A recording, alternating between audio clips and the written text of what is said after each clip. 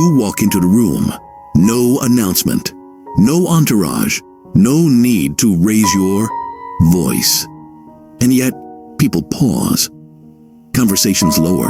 The temperature shifts, not because you said anything, but because your presence did. This is calm, what Machiavelli mastered, not through charm, not through status, but through a cold, engineered silence that made others adjust their energy the moment he appeared. Most men don't understand this kind of presence. They think respect is loud. That power must be declared. They speak quickly. They laugh to fit in. They explain themselves before being challenged. And in doing so, they reveal exactly what Machiavelli warned against: desperation disguised as friendliness. But Machiavelli had a different law, one that separated rulers from servants. Let others speak. Let others prove. You must only exist correctly. That's how you become the gravity in the room. Because presence, real presence, isn't about how much attention you get. It's about how much control you exert without asking for it. And that control begins before your first word is ever spoken. Let's rewind. Imagine the court of Florence. Ambassadors, soldiers, nobles, each armed with language, each fighting with speeches, politics, subtle threats. Machiavelli sat among them, mostly quiet. And yet over time, they started turning to him before decisions, listening more carefully when he shifted, lowering their voices when he entered. They didn't understand why. He wasn't the loudest. He wasn't the wealthiest. He simply wasn't participating in the noise. That was Law 1, the law of deliberate stillness. In a world of anxious movement, a man who doesn't rush, who doesn't flinch, who doesn't feel silence, immediately becomes alien. And what is alien is powerful because it's unreadable. When you walk slowly, when your eyes don't dart, when your hands don't fidget, when your expression holds still, you interrupt the rhythm of the room. People begin to question, who is this? Why isn't he trying? Why doesn't he seem afraid? And in that space of unanswered questions, dominance is born. Because most people don't fear answers. They fear not knowing where they stand. And Machiavelli knew how to weaponize that uncertainty. He trained his presence like a blade, cutting through ego without needing to draw blood. But that stillness, it wasn't laziness. It was signal control. Every got-the movement had weight. Every blink, every dull pause, every shift in breath. Because when you move rarely, your movements speak louder than any sentence. And so, he waited. While others erupted, he observed. While others reacted, he watched.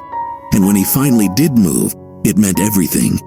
A glance, a shift, in posture, a single phrase. It silenced rooms faster than any speech. This was no accident. It was architecture. He had constructed an aura, one made not of words, but of absence. Because nothing draws attention more than someone who isn't asking for it. And this brings us to something deeper. Why did Machiavelli care so much about presence? Because presence is pre-battle power. If you win the room before you speak, you don't have to fight. People bend, not because they're forced, but because they sense they're already beneath you. That's what presence is, an unspoken hierarchy. And it always begins with energy discipline. Most men have none. They enter a space and leak energy everywhere, smiling too much, nodding too often, responding to everything like they need approval. Machiavelli refused to play that game. He conserved his reactions. He didn't perform emotions for the comfort of others. He let them sit in the tension. Them struggled to read him. That made him dangerous, not aggressive, not angry, just unreadable. And people fear what they can't predict. So they quiet themselves. They monitor their tone. They start watching you, and now you've reversed the dynamic. You're not reacting to the room. The room is reacting to you. That's the goal. Not to speak better, not to dominate conversations, but to create a silence so charged that it demands interpretation. You want them. Whispering. He hasn't even said a word, but I can feel something about him. That's power, Eddie, and it doesn't come from charisma. It comes from cold, calculated restraint. They say the eyes are the window to the soul. Machiavelli didn't agree. He saw them as weapons. He didn't use his eyes to connect. He used them to penetrate, to disarm, to signal dominance, to make others uncomfortable by it without ever saying a word. This is law, too. The art of controlled eye contact. Most people misuse their gaze. They either avoid it out of fear, or they overuse it out of neediness. They stare too long trying to assert dominance, or dart around nervously trying to avoid conflict. Both reveal weakness. Machiavelli did neither. He didn't stare to threaten. He didn't glance away to appease. He looked exactly long enough to be remembered, but never long enough to be understood. This created tension, not aggression. Tension. Because when someone holds your gaze for a moment too long, but doesn't flinch, doesn't smile, doesn't blink rapidly, you start to question yourself. Did I say something wrong? Is he judging me? Why can't I read him? This uncertainty is your leverage. You don't want to be threatening. You want to be indecipherable because people fear confrontation, but they fear ambiguity more. A threat can be responded to. A mystery, it keeps people up at night. Machiavelli knew how to use this in every setting. In negotiations, he looked at people with quiet expectation, not pleading, not challenging, just waiting.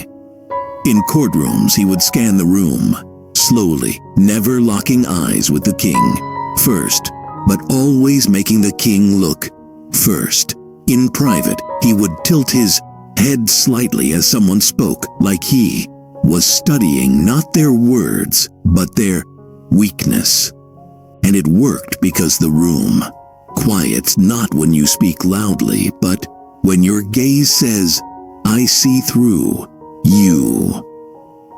Here's how you implement this in modern terms. Step 1. Hold your gaze like a mirror. When someone speaks to you, don't nod immediately. Don't react with your face. Just listen and look. Let your expression stay still, not blank, not cold, just calm. Hold your gaze, especially after they finish talking. Just 1 extra second. Let them feel it. Let them sit in the silence. That extra second will burn, because then most people end their sentences needing approval. They expect a laugh, a smile, a response. You give them none. You hold still. And in doing so, you force them to evaluate themselves. Step 2. Scan the room like you already own it. If you walk into a room and glance around nervously, you've already submitted. But if you enter slowly, make deliberate eye contact with 1 or 2 people, and then look away like you're still deciding whether this room matters, you've inverted the social hierarchy. You're not looking to see who accepts you. You're choosing who's even worth your time. That gaze changes everything. People start speaking more carefully. They wonder if you saw something they didn't want seen. And just like that, you've silenced the noise without opening your mouth. Step 3. Use the delayed glance. This is Machiavellian gold.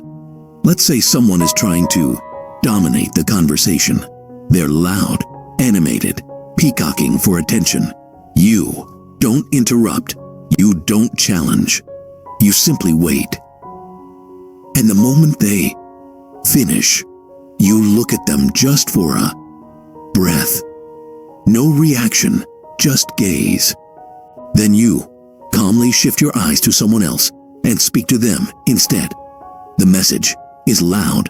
I saw you. I measured you. I moved on.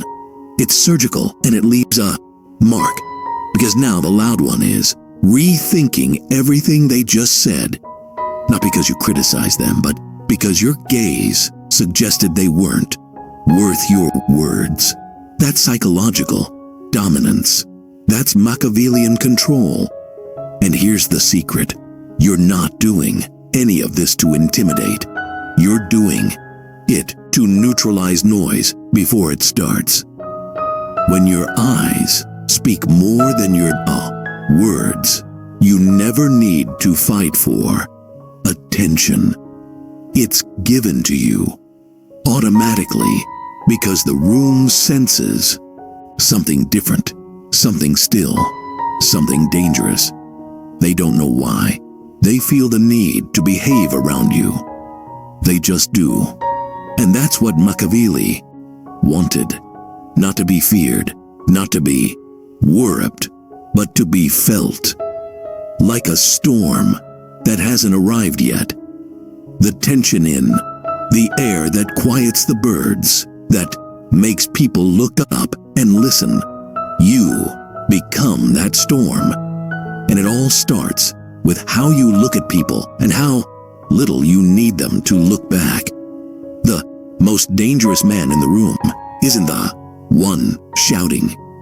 It's the one who's emotionally absent, not cold, not cruel, just unfazed.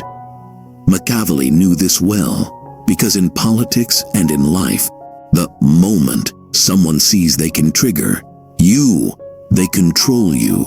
That's why Law 3 is what he called the discipline of emotional absence. See, most people aren't ruled by logic. They're ruled by emotional friction. They take things personally. They try to be understood. They explain their pain. They seek sympathy in subtle social ways, complaining, oversharing, apologizing for no reason. But all of that, Machiavelli believed, was simply evidence of internal instability, and he knew the more you reveal, the more you offer others to use against you. So he built a state presence that was untouchable because it was unreactive. Imagine a room full of insecure, loud, reactive men, and one man, silent, still watching. He doesn't flinch when challenged. He doesn't smirk at praise. He doesn't soften when pied. He gives nothing. Not because he's hiding, but because he's already decided what he believes and doesn't need your permission to feel it. That is the kind of presence that silences people. Because when others are emoting and you're not reacting, you become a mirror. And nothing exposes a person more than seeing their chaos reflected back at them with no reaction. Here's how you implement this. Step 1. Kill the impulse to explain. Explaining is rarely about clarity. It's about fear. Fear of being misunderstood. Fear of being disliked. Fear of losing status. But Machiavelli knew that powerful men are misunderstood all the time, and they allow it. Because while others chase validation, The Machiavellian man chases results. So the next time you feel the urge to overclarify, to justify your actions, to soften your tone so someone won't take it the wrong way, don't. Let the silence do the talking. Let your decision be misunderstood. Let them wonder what you meant. Uncertainty is far more commanding than clarity when it's deliberate. Step 2. Starve the sea room of your emotional cues. Most people leak microsignals, a quick smile to reduce tension, a nervous laugh to stay likable, a self-deprecating joke to seem non-threatening, a just kidding to soften their real thought. Machiavelli eliminated these completely. When he made a statement, he didn't soften it. When he disagreed, he didn't apologize. When he gave feedback, he let the silence follow. That silence made his words echo. Because when you offer no emotional reassurance, people feel the full weight of what you said, and that weight stays long after the moment ends. Step 3. Use neutrality as tension. This is the real art. You're not stone-faced. You're not robotic. You're just unreadable. You respond with calm, measured expression. Not interested, not bored, not angry, just collected. Because the moment someone can read your feelings, they can game them. But when they don't know how you feel about them, or what your silence means, or why you haven't reacted, they start to react for you. They fill the silence. They repeat themselves. They ask follow-ups. They over-explain, and in doing so, they slowly reveal every insecurity they try to hide. This is not manipulation. This is control through absence. You've heard of social proof. This is social void.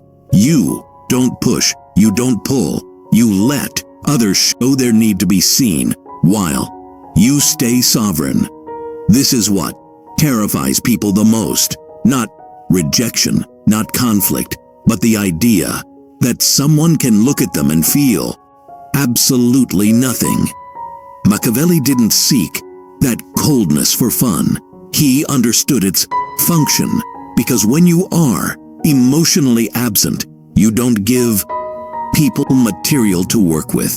No cracks, no buttons, no levers. You become untouchable.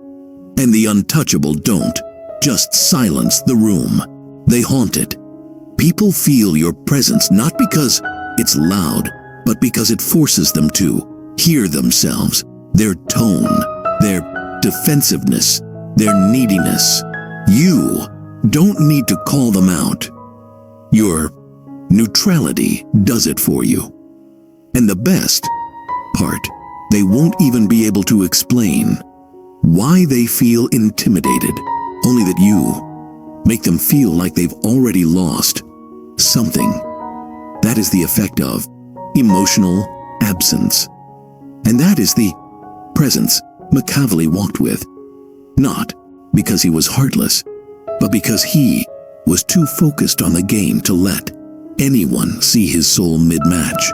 Power speaks loudest when it doesn't show up. Often, Machiavelli understood something modern people forget.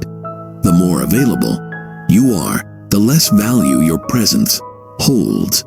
Not because you've changed, but because familiarity always dissolves mystique. That's why Law 4 is what he called strategic scarcity. If you're in every conversation, if you react to every message, if your opinion is always being offered, then your presence becomes background noise, expected, predictable, disposable. But when you're deliberate, when your attention is earned, not given, people start to notice when you're silent. And more importantly, they start to fear what your silence means. Scarcity builds demand, not just in markets, in human psychology. Machiavelli knew that by being just a little less accessible than Gasot people wanted, he'd force them into anticipation. And anticipation is where power lives. Think about this. A man who speaks in every meeting gets ignored. A man who rarely speaks, but when he does, the room stills. He becomes a myth inside that room, not because of the content of his speech, but because of the economy he's built around his presence. And that's the key. You don't want to be the loudest. You want to be the most noticed when missing. This is not about being aloof. It's about becoming a controlled anomaly. The person who's quiet, but when they lean forward, the table leans with them. Here's how to build this effect in your own life. Step 1. Withdraw casually, but consistently. You don't announce it. You don't make people feel rejected. You just start to appear less. Stop explaining your absence. Stop giving every opinion. Stop commenting just to stay involved. Instead, let your presence become a rare signal, not a constant stream. If you used to speak 10 times, speak 3. If you used to attend every gathering, skip the ones that don't matter. If you used to validate everything, don't. At first, people might be confused. Let them be.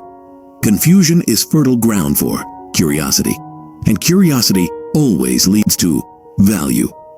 Step 2. Let others feel your absence without guilt. This part is crucial. Most people try to soften their withdrawal. Sorry, I've been distant. I just needed a break. I didn't want you to feel ignored. But Machiavelli never softened because the lack of explanation is what builds mystique. When you withdraw, let the silence stretch. Don't rush to patch the gap. Let them wonder, because that wondering will convert into 2 things: increased respect, careful recalibration in how they approach you. Next time, they'll approach more thoughtfully, speak less carelessly, and listen more attentively. Why? Because now they feel your value. Step 3. When you return, arrive with poise, not apology. This is the trap most fall into. They make a silent exit, but return nervously, trying to be liked again. Machiavelli did the opposite. When he re-engaged, he didn't explain where he'd been. He didn't apologize for his silence. He simply entered with calm command. That contrast made his presence die even heavier, because silence followed by confidence creates psychological weight. People register. He didn't need to be here, but he is. He could have stayed distant, but he chose now. That voluntary presence is power. It means you're not seeking attention, you're granting it. And people respond to that. They start adjusting to your rhythm. Instead of pulling you into theirs, they speak slower. They measure their tone. They wait because your silence has trained them to listen. You've turned scarcity into signal, and signal into control. This is what it means to quiet a room, not with volume, not with status, but with carefully engineered distance. Machiavelli never competed with loud men. He let them burn themselves out while he said little, appeared less. And when he did arrive, he arrived like winter, unannounced, unrushed, unstoppable. You don't need charisma to silence a room. You need stillness that unsettles, eyes that measure, emotions that don't dance for attention, and a presence that withdraws before it ever chases. This is how cold presence is built, one engineered absence at a time. There's a moment, if you followed these laws, where something eerie happens. You enter a room and without saying anything, you change it. People pause their sentences mid-thought. They glance at each other. Some try to smile, politely, but it fades fast, and others suddenly become aware of their posture, their tone, their volume. This is not coincidence. It's not luck. It's the result of engineering your presence so precisely that your very arrival feels like a judgment. Not because you're trying to intimidate, but because you've become a man who doesn't need the room. You observe it. You measure it. You decide whether it's even worth entering. This is the effect of presence built through absence, of silence that speaks louder than ambition ever could. Let's walk through it. You walk through the door, not fast, not slow, but with the doctor pace of someone who has nowhere to prove himself. You scan, not frantically, strategically, not to find validation, to find opportunity. You don't smile unless it's deliberate. You don't wave unless you intend to punctuate the silence. Most importantly, you don't speak first. And people feel that. They feel the absence of need, the restraint, the lack of energy leakage. And suddenly they leak instead. They begin to fidget, to overcompensate, to explain things that weren't asked, to fill silences you've never considered. Awkward. You haven't said a word, but you've already become the center of psychological gravity, because stillness creates tension, and humans hate tension without explanation. So what do? They adjust themselves to reduce it. That's what quiet dominance is. It's not about getting louder. It's about making others lower their volume instinctively when you show up. And when you've trained your presence through deliberate stillness, calibrated eye contact, emotional absence, strategic scarcity, you no longer need words to establish hierarchy. You've become the standard. Even the loudest person in the room eventually quiets down, not because you challenged them, but because your silence made their noise look foolish. Let's take this even deeper. Imagine someone approaches you in the room. Their energy is fast. Their smile is wide. Their voice is 2 tones too high. Most people would mirror that to seem polite, to avoid tension, to blend in. But you hold your rhythm. You let their excitement bounce off your stillness. You look at them not with judgment, but with exact calculation.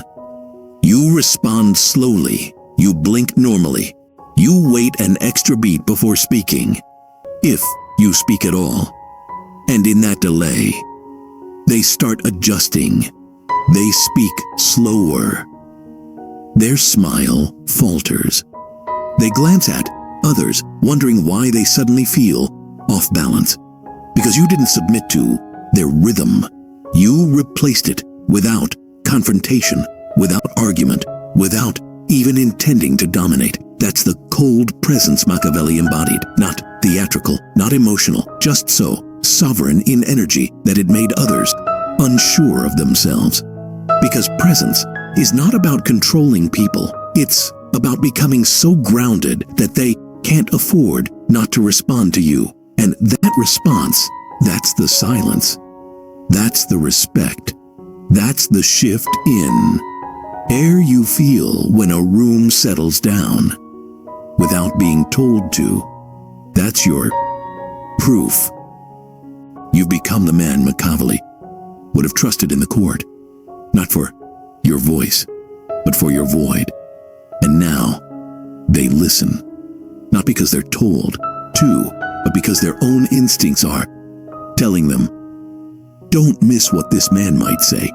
Don't speak while he's thinking. Watch him first. That's how you quiet a room. Not with volume, but with tension. Not with noise, but with contrast. A presence so cold, so composed, so unmistakably undeniable that it bends the atmosphere itself. Cold presence isn't a performance. It's not something you turn on for a meeting or a confrontation. It has to become who you are by default, because the moment it looks rehearsed, it breaks. Machiavelli didn't act composed. He was composed because he built himself in silence long before anyone noticed. If you want to command a room without saying a word, you don't practice in the room. You practice in your solitude. Every habit, every pause, every glance must be trained until it's natural. So the question becomes, how do you hardwire cold presence into your behavior? Let's break it down into 4 tactical routines, one for each law. 1. Train stillness daily.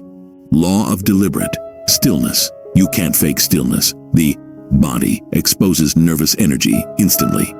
So, Machiavelli would have had you practice in uncomfortable silence on purpose. Start here. Sit in a public space. Don't touch your phone. Don't look at anyone.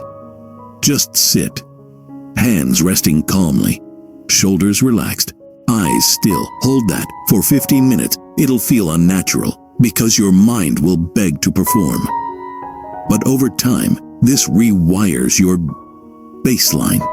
You'll stop being reactive and your body will stop betraying your presence. 2. Control your gaze with intention. Law of eye contact. Your eyes are always communicating. Most people dart around checking for validation or permission. You need to do the opposite. Practice holding someone's gaze, not as a stare down, but as a calm, unbothered observation. Don't flinch. Don't nod. Don't smile unless it's deliberate. When you practice this enough, your eyes start to ask nothing and signal everything. You'll watch people fold in front of you without understanding why. Because your gaze says, I see you, but I'm not reacting to you. 3. Master the poker face. Law of emotional absence. You don't need to be emotionless, but you do need to be impressionless. Here's your training. The next time someone insults you, don't flinch. The next time someone praises, you don't grin. The next time someone makes a joke expecting you to laugh, stay calm. Not because you're trying to be stoic, but because you're learning to choose your reactions, not rent them out. This builds tension around you because people don't know where they stand with you, and that unknowing, it's silence in its purest form. 4. Practice scarcity in your interactions. Law of strategic scarcity. This is the final calibration. If you show up everywhere, talk to everyone, and respond to everything, your presence becomes cheap. So begin subtracting. Answer slower. Speak less. Be the last to enter a room. Be the first to exit it. Let people feel your absence. Let them notice it, and let them wonder if it was intentional. This creates anticipation. Anticipation becomes focus. Focus becomes silence. You've now bent the room around your rhythm. Final Machiavellian frame. Power is not what you say, it's what people feel the need to say around you. If they feel the need to speak carefully, to adjust their tone, to rethink their posture, then you've already silenced them without speaking. That's what Machiavelli engineered, not because he was magical, but because he removed every impulse that made a man look weak. The need to be liked, the need to be heard, the need to fill space, the need to perform, and what's left is pure presence, still focused, unemotional, rare. It walks into a room and warps gravity. It says, "I'm not here to impress, I'm here to observe, and I leave when I choose." That is how you quiet a room. Not with reputation, not with fear, but with the silent force of a man who cannot be read, cannot be gut-eyed, shaken, and cannot be ignored. And once you master that, you never need to speak out first again.